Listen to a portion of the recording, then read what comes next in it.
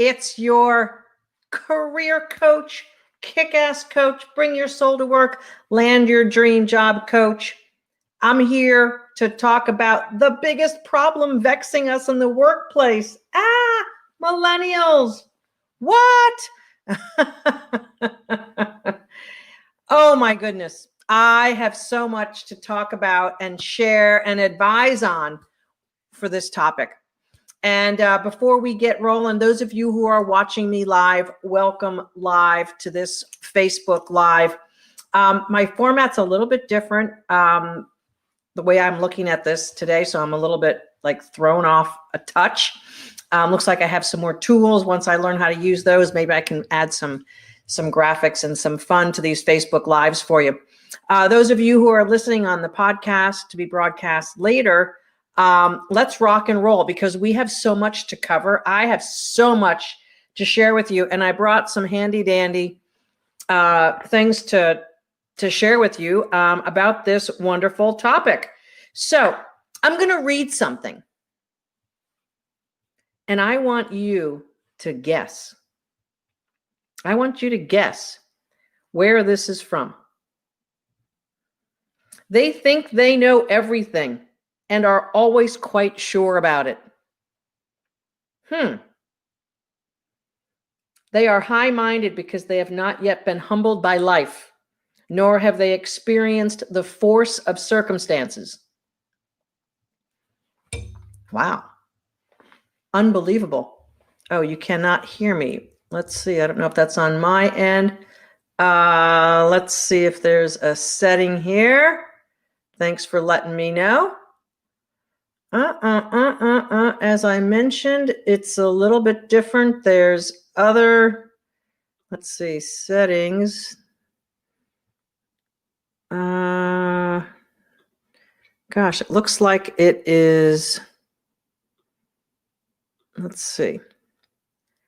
Video settings, we're rocking and rolling there. And let's see. Okay.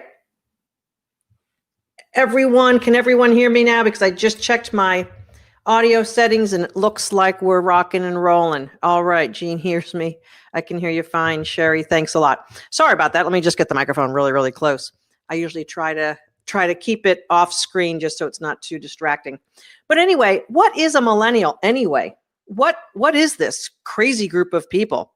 Well, according to the Pew Research, which I would say Pew Research is pretty much like the bomb diggity when it comes to information. And I know I saved this, so let me pop over to it. So the millennials are those folks, and this is according to the Pew Research Center, Social and Demographic Trends. They study all this kind of stuff. A millennial is someone born from 1981 to 1996, and they would be 23 to 38 years old. Them there is the millennials. 23 to 38-year-olds currently. This is the year 2019. So what are the other generations that we're talking about? Well, Generation Z, which is folks who technically would not necessarily be in the workforce yet, but they were born between 1997 and 2012. I guess there's a generation after that, kids born after 2013. But we're really concerned mostly about this millennial group, born from 1981 to 1996, and they are currently 23 to 38 years old. Generation X, the generation right before, was born from 1965 to 1980, and they would be 39 to 54 years old. The baby boomers, which I think have been made famous by so many trends in the past, born from 46 to 1964. If those of you who are listening on want to know, I'm technically a baby boomer, but I always considered myself a late boomer, and that's what they call folks who were really born in the 1960s. Just knowing folks who are in that baby boomer generation, as with all of these earmarked generations, they're not precise black and white, because of this birth band that you are always this. But it's something to be talked about. Who were before the baby boomers? the silent generation. They were born from 1928 to 1945. So they are 74 to 91. My mom's in the silent generation. It's interesting that they're called that. This was also called the greatest generation that ever lived because some of these folks marshaled through World War II. Although if you were born in 1928, you were not in World War II. So the silent generation are, my parents were the silent generation. Obligation, they didn't really speak up much. They just got stuff done. They just went to work and did work. The baby boomers began being boisterous and loud and talking about things and having rights and freedoms and things like that. Generation X kind of gets lost now between the baby boomers and the millennials. The millennials are the largest working population band currently. They are the second largest generation ever born. And since baby boomers are dying off and millennials are being added to by immigration, the millennial band is the largest one in the workforce. Here's the thing, boomers and Generation X, the millennials are here to stay. Listen, you might think, and I gotta keep going back and forth between my notes here. So again, a quote, they think they know everything and always quite sure about it. How about this one? The free access with which many young people have to romances, novels, and plays has poisoned the mind and corrupted the morals of many a promising youth. That was a quote in 1771 in Town and Country magazine. The quotes above about youth were, they think they know everything and are always quite sure about it. That's from Aristotle. And how about, okay, I read that. They are high-minded because they have not yet been humbled by life, nor have they experienced the force of circumstances. 4th century BC, talking about the generation coming up. You know, history shows us through documentation that every generation that's been coming up from the rear has more or less upset the generation that preceded them. You know, I tried to convince my mom of this a couple of weeks ago. She didn't quite get it. How about this for a quote? If you want to guess what year this was from, go ahead and put it in the chat. Let me know that you're here and that you can hear me fine. And see if you can guess what year this quote's from. A pernicious excitement to learn and play chess has spread all over the country, and numerous clubs for practicing this game have been formed in cities and villages. Chess is a mere amusement of an inferior character, which robs the mind of valuable time that might be devoted to more noble or acquirements. They require outdoor exercises, not this sort of mental gladiatorship. Does it sound like the internet to you? Does it sound like the smartphone?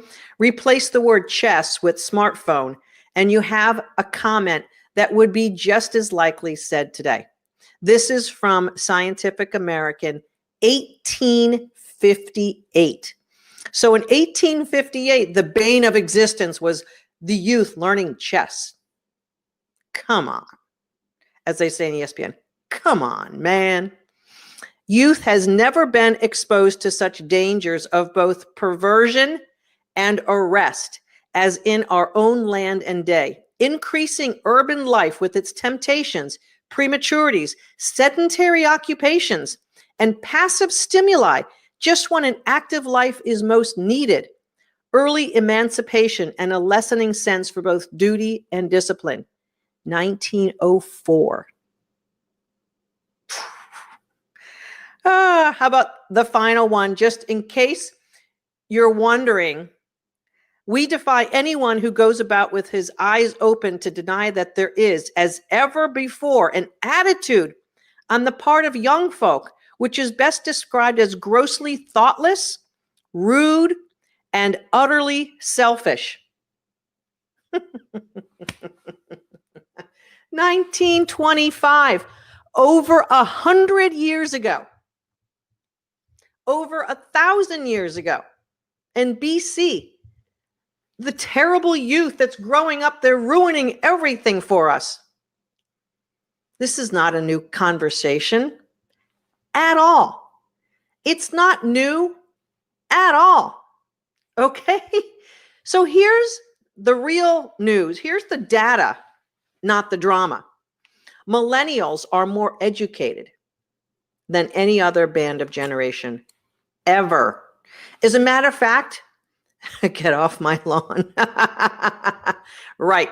As a matter of fact, millennials are more educated and making more the more educated they make, the more education they have. Non-educated millennials are stalled out.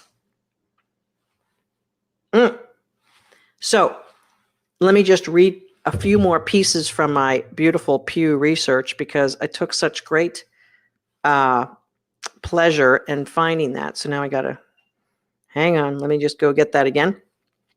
Compared with previous generations, millennials are foregoing marriage, living with their parents a little bit longer. We've all heard that one.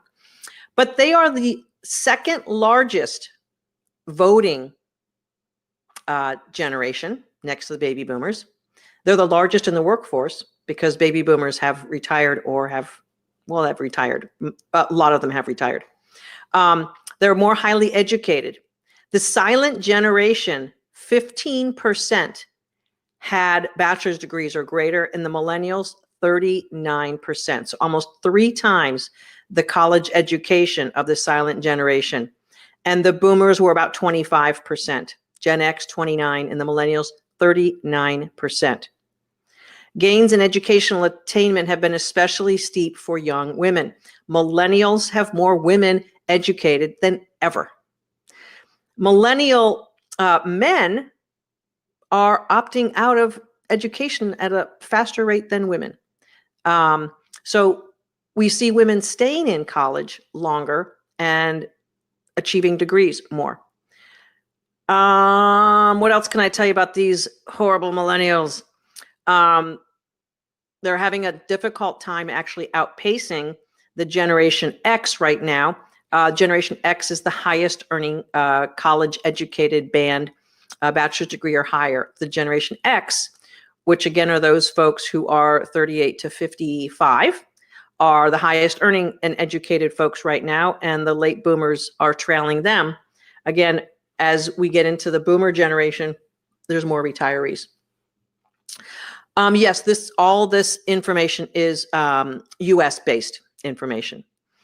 So millennials without a bachelor's degree are more likely to still be living with their parents. Wah, wah. Yep, that's just part of what it is. Millennials are also moving significantly less than earlier generations of young adults. It's very common in the 20s and early 30s to have some mobility around getting a better job, getting that advancement, that promotion. Millennials are doing that less, and they are less likely to be married than previous generations at the same age. The silent generation was married 83% of the time at the ages of 25 to 37, and the millennials, less than half are married, 46%. Gen X, 57%, and the boomers around 65%. So the marriage rate has fallen. Incomes are up there. Education is far outpacing any other generation. And they're big voters. The projected population by generation, obviously we know that the silent generation has begun rapidly dying off, the boomers as well. And so Gen X and the millennials are projected to be a strong, big piece of the population going forward. So these millennials are not all that bad, and their attitudes or whatever it is that we're talking about with this cross-generational leadership and bringing cross-generational teams together. I'm now going to talk to you, Generation X and baby boomers. The millennials are not causing the problem. I know. You thought I was going to stand up for the older generations, didn't ya? One of the things I hear all the time on the Career Clarity calls that we book, my team and I take stock and share the things that we hear in common, and all the time, ageism. I'll tell you what ageism is. Ageism is closing your mind and closing your heart. That's what ageism looks like. I was coaching one of the women on a clarity call last week who that's what I really needed to do, because she was in a really bad way. And she thought that she was being locked out of the workforce at the age of 54. And to be honest with you, as I was with her, her attitude was what was aging her. And everything that came out of her mouth was they. So here's the thing. Anytime we are theying, we are in victim mode and we are shut down. I have, technically speaking, 4 millennials who work for me and one consultant on the side. I love millennials. Why do I love millennials? Because they tend to be interested, eager, helpful, thinking about things that aren't stuck. And you know what? I don't have to take all of their ideas, but I love them. I love the ideas. I love the can do. And I think of myself in the first 10, 15 years of my career, I was eager. I was can do. We should do this. We could do this. Let's go tackle that hill. Here's the thing. Most folks, by the time they're hitting their mid 40s and their 50s, for sure. I said most folks, not moi. I've had my moments, but I'll tell you this. Most folks have been burned by life, and we lose our zest. We lose our zeal. We lose our inner being. That's what ageism is. Ageism is your soul shrinking into a little microscopic version of what you want it to be and what it wants to be. So your soul doesn't know what you love. Everything always goes back to your soul. Your soul shrinking makes you angry, makes you resistant to change. It makes you irritable. It shuts your brain down. It is not fun to lose your soul and to have it shrink so far down that you're not even interested in new ideas. As a matter of fact, you need to have articles and guidebooks on how to deal with people who are a different age than you. I mean, come on, people. Really? Can't we all open ourselves up to people who are different? By the way, the millennials are the most diverse band in any of the generations. By far. By far. I love diversity. I love hearing from people with different ideas, different backgrounds. I love it. I love it. Not everyone does, because what happens is that you get so comfortable in your zone. You get so comfortable knowing what you know. And, by the time you're in your 40s and 50s, for most of us, a lot of things are so simple, so easy, because we've been at it for so long. It's second nature. We just go and do. And here's what happens. Anything that's new, a new skill, a new talent, it hurts. It's painful. RJ, all right, you love millennials. Well, your soul's not shrunken as bad as you might think. Any ism does that. Check the they at the bottom door. That's right, Tanya. Absolutely. So I want to offer and invite you to explore conversations with people outside your comfort zone, whether they be millennials or people who are even older. Oh, there's people older than me. So I want your heart, your mind, your interest, your desire to be open to all people at work, whether it be those feisty millennials. They're moving around the country less than any other generation.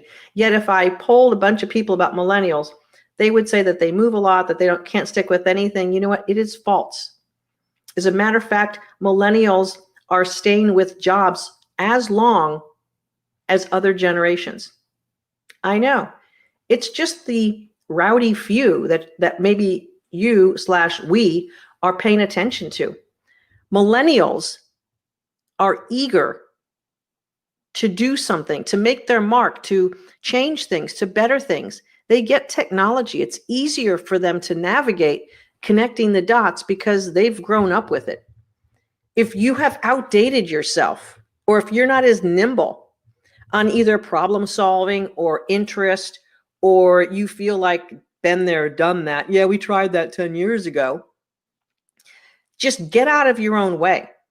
Because if you have become hardened by bad luck, missteps, job trauma, things not working out, you getting yelled at or having toxic bosses, getting bounced out of a job and then not being able to recover from it, so you feel kind of hardened and you feel like you're a little bit washed up, that's on you.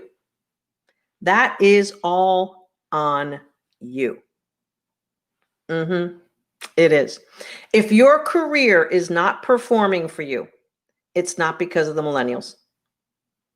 It's because of one thing only. The woman in the mirror.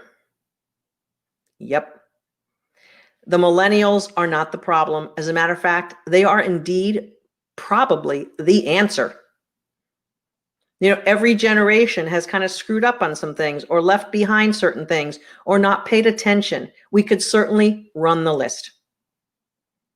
So millennials come with fresh faces, new ideas, interest. Embrace it. Embrace it. Because they are younger, because they have not been damaged by the circumstances of life,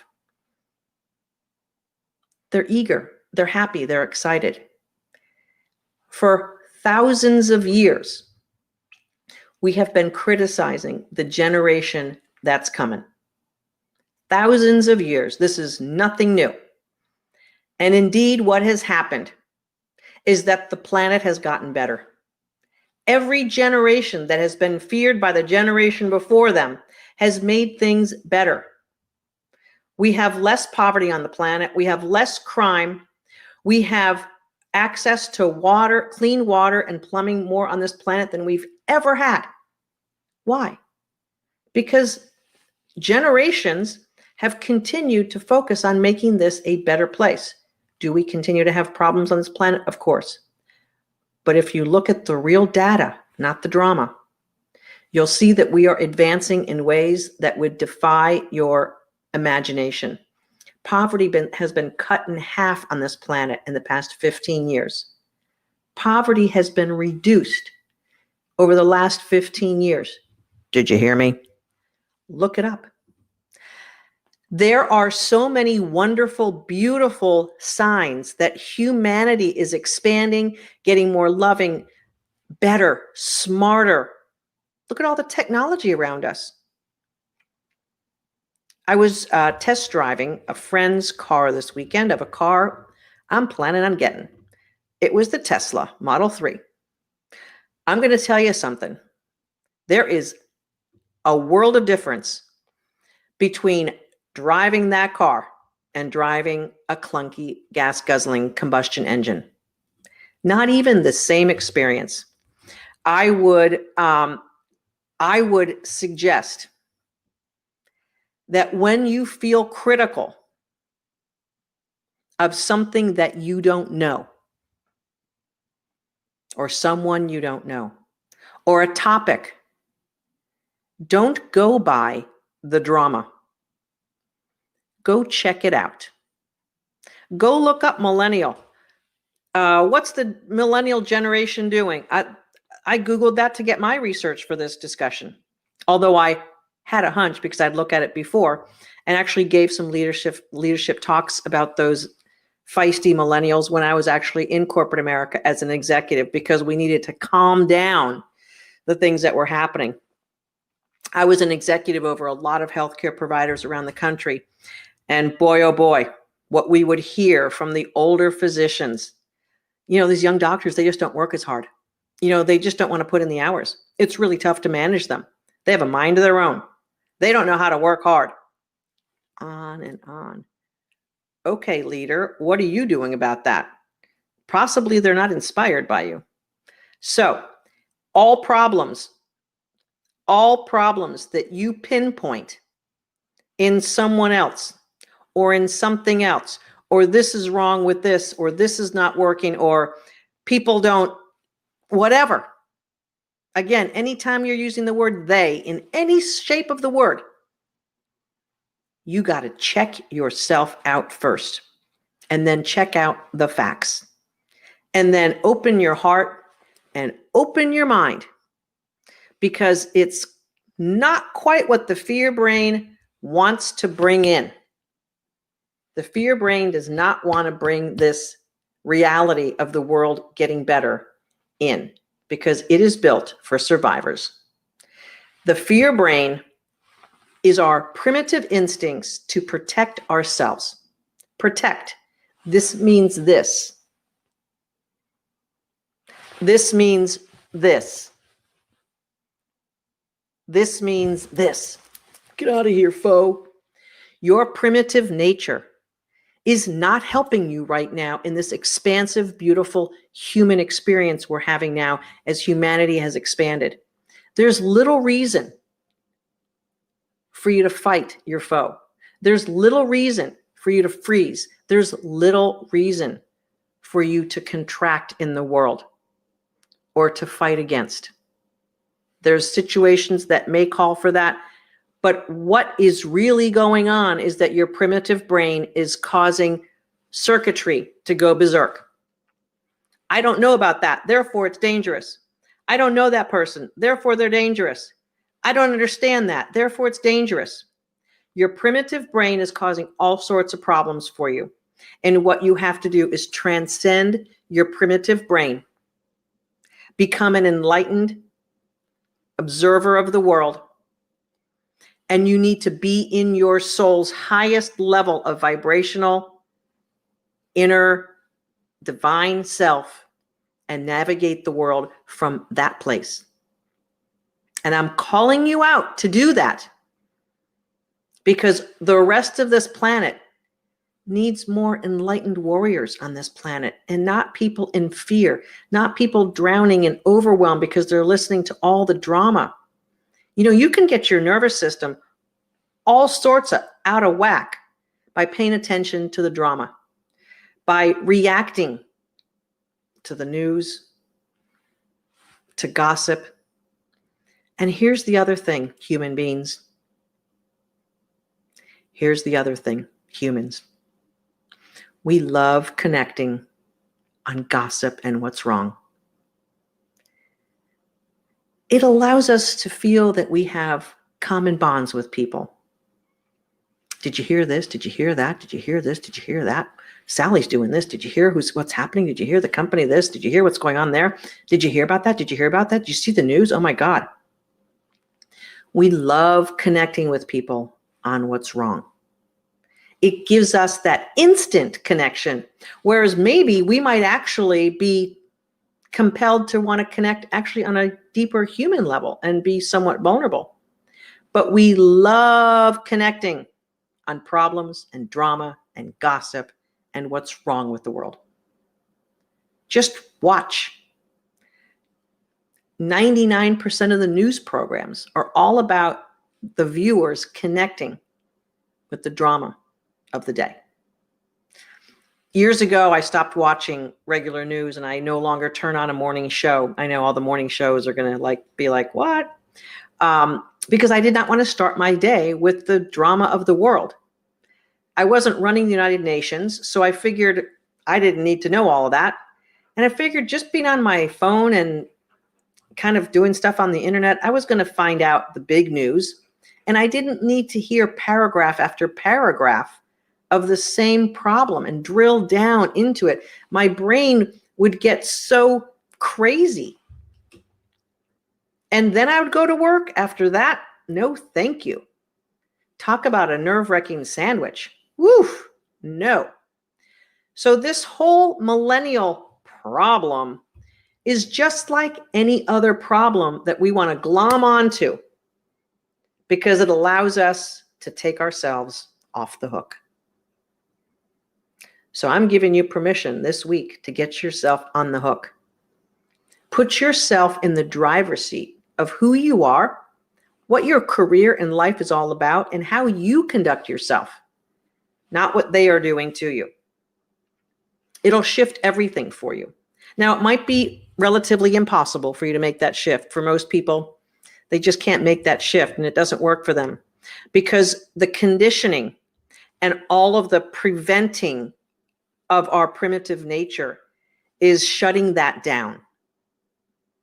well, I can't take responsibility. People won't hire me. If I am responsible. Mo, I'm applying for jobs. No, you're not being responsible. If you're not getting hired, and if you have an education, experience, and expertise, you should be getting hired. It's a pretty open job market. There's lots of jobs. Unemployment rate is super low. Matter of fact, it is like 1% for educated people. So if you've got an education and you're having trouble advancing your career, you got a poverty issue. Either poverty of the soul, poverty of the mind, poverty of conditioning. It's a serious problem because it can cost you hundreds of thousands of dollars over your career. We're not talking about this, the cost of a candy bar. I mean, when you aren't right, when you aren't vibing in your highest self, you are costing yourself huge sums of money. Forget the happiness and joy in life. You're costing that too, and you're probably going to get diseases faster. But it is the biggest sin that you can make in life is to shut your soul down. Millennials are not your problem. They are probably your solution. If you work for a smart millennial, you might go further than if you work for someone who's washed up, haggard, tired, irritable, closed off, protecting their ass, and doesn't want to do anything more in their corporate job because they're afraid of getting fired, laid off, etc. So they're like in protection mode. You don't want to work for someone like that. You want to work for someone who's ambitious and hungry and eager for more and pointing in the direction. You want to go. You don't want to be held back.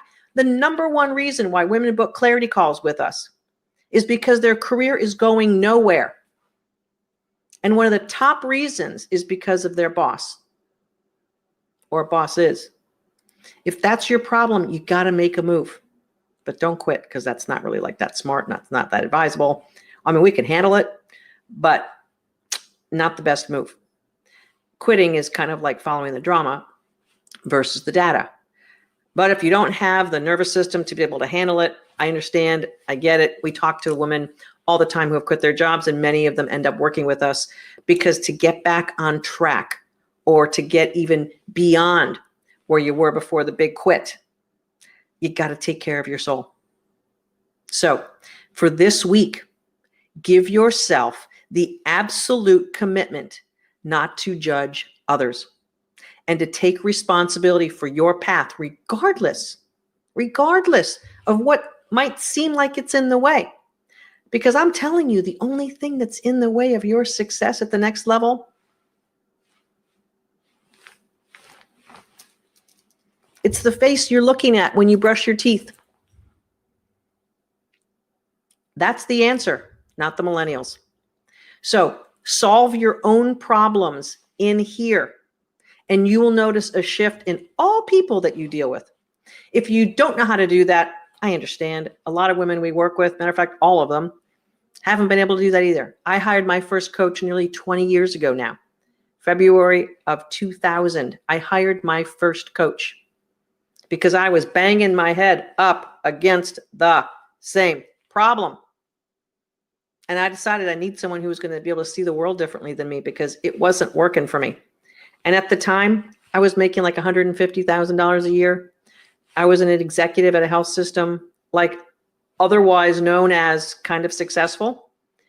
And I was unhappy, stressed out, just stressed out. I eventually lost that job. I was reorganized / fired out of the organization after 5 years. That was a powerful blow because I wasn't yielding to the lessons at that point.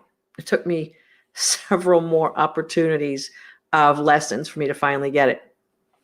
This month, I'm actually celebrating my breast cancer journey, and I'm going to come and talk about that perhaps next week. Last year, I did a whole series on it. This year, I think I'm just going to do another Facebook Live on it. I'll tell you this. When you're brought to your knees, you almost have no choice but to do some deep self-reflection and take responsibility, because you realize when you go through something like that, there is no one who's going to take it for you. It doesn't happen. So your life, no one's going to take it for you. No one's going to say, hey, get out of the way. I'll drive your life for you for a while. And if you let people convince you they're going to do that, you are going for their ride, not yours. So this week, commit to taking greater responsibility for who you are and what you're all about. Make some changes there. And number 2, stop judging others. Stop judging things you don't know. Look into it. Take away data, not drama. And there is only one true foe in this world, and it's the woman in the mirror. Make her your best friend. Get really snuggly with her. And she will open her heart, open her soul, and open her mind to helping lead a better life for you. If you know my work, love my work, and you want to get to work on making your life the best possible by advancing your career, that's our portal into your soul. You can book a clarity call. I believe we've got a link here, so it's mofaul.com/live clarity call. That will get you booked for a call with my team or I. I love it when I pick up the phone. Hey, this is Coach Mo for your career clarity call. Really? It's you? It could be me calling you on your career clarity call. And let me tell you, there ain't no wiggle room if you're getting me. I'm just saying, I'm going to help you see what your truth is. And if we can help fix that through the work I do in my kick-ass workshop, then by all means, we'll invite you in. If we think we can help lift you in the right direction. If not, it's a free call. You're going to get some truth. You're going to get some coaching. You're going to get some awareness. And that's worth a lot more than the price of the call, which is free. So we do that to help serve you and also to make sure that we're helping sort out those folks who we can really work with and make a difference in their lives, and those that we simply may not be able to. But we'll give you some great resources either way.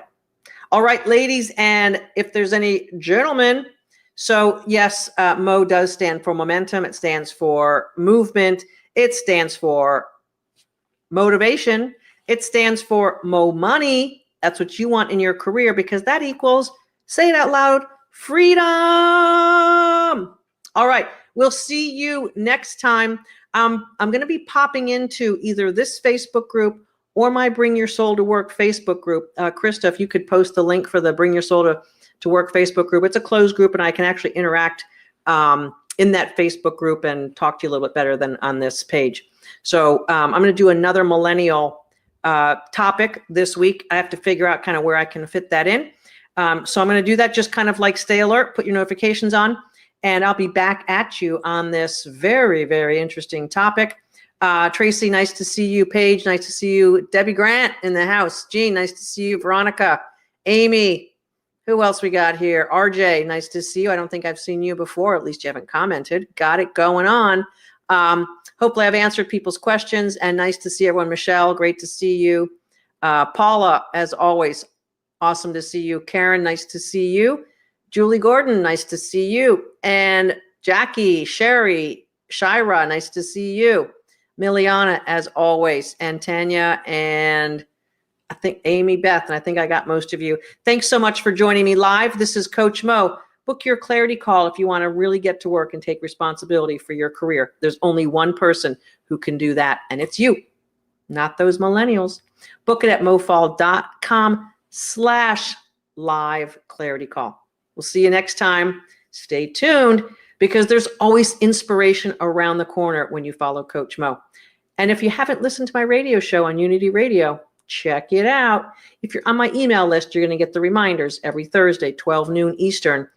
I talk live and I accept your phone calls. So feel free to take advantage of that. We'll see you next time. This is Coach Mo everywhere on the internet at Coach Mo Faul or mofaul.com. Book your clarity call if you haven't already done so. See you next time.